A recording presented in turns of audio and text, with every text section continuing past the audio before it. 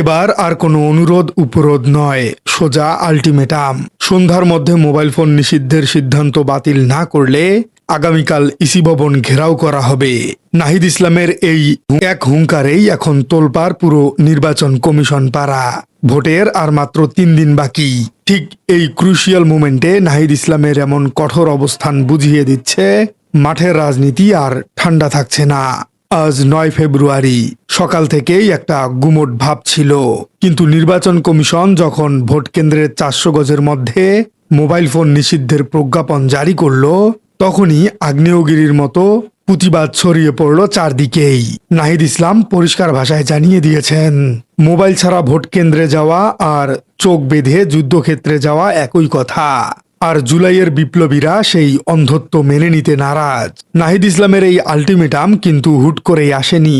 ঘটনাটা একটু গভীরে গিয়ে ভাবুন। ইসি বলছে প্রিজাইডিং অফিসার আর পুলিশের কাছে মোবাইল থাকবে, কিন্তু সাধারণ ভোটার বা সাংবাদিকদের কাছে থাকবে না। এর মানে কি? এর সোজা অর্থ হলো ডিজিটাল ব্ল্যাকআউট। অর্থাৎ রাজনৈতিক বিশ্লেষকরা একে বলছেন ইলেকশন ইঞ্জিনিয়ারিং এর সবচেয়ে পুরনো কৌশল। ধরুন কেন্দ্রের ভেতরে জোর করে ব্যালট পেপারে সিল মারা হচ্ছে, বা কোনো ভোটারকে ভয় দেখিয়ে বের করে দেয়া হচ্ছে। যদি আপনার হাতে ফোন বা অন্য কোনো ডিভাইস থাকে, আপনি সেটি ধারণ করতে পারবেন, কিন্তু যদি না থাকে তাহলে আপনি কিভাবে তার প্রমাণ রাখবেন? আর ভিডিও বা এভিডেন্স না থাকলে আপনি কোনোভাবেই প্রমাণ করতে পারবেন না যে ভোট আসলেই চুরি হয়েছে। নাহিদ ইসলাম ঠিক এই জায়গাটাতেই আঘাত করতে চেয়েছেন।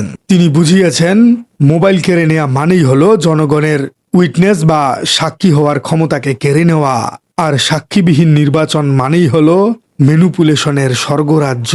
ব্যাপারটা আরো ইন্টারেস্টিং হয়ে ওঠে যখন আমরা দেখি সকালেই ডাকসু ভিপি সাদিক কায়েম এই ইস্যুতেই প্রশ্ন তুলেছিলেন।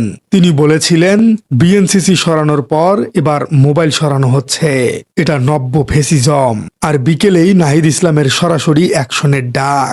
তার মানে ছাত্র নেতৃত্বের এই প্রধান দুই মুখ এখন একটা। তারা প্রশাসনকে একটা স্পষ্ট মেসেজ দিতে চাইছে, জুলাই বিপ্লবের পর প্রশাসন চাইলেই আর আগের মতো ম্যানেজড ইলেকশন করতে পারবে না। নাহিদ ইসলাম যখন ইসি ঘেরাওয়ের কথা বলেন, তখন প্রশাসন খুব ভালো করেই জানে এর পেছনে আছে রাজপথের হাজারো তরুণের ম্যান্ডেট। এটা কোনো ফাঁকা বুলি নয়। বল এখন সম্পূর্ণ নির্বাচন কমিশনের কোর্টে। পরিস্থিতি এখন ডু অর ডাই। যদি সন্ধ্যার মধ্যেই ইসি তাদের 400 গজের নিষেধাজ্ঞা তুলে না নেয়, তবে আগামীকাল শেরে বাংলা নগরে আমরা এক বড়সড় পলিটিক্যাল শোডাউন দেখতে যাচ্ছি।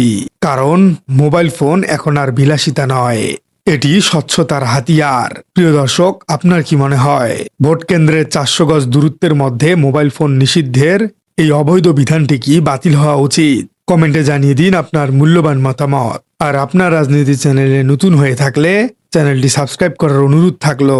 দেখা হচ্ছে পরবর্তী কোনো ভিডিওতে।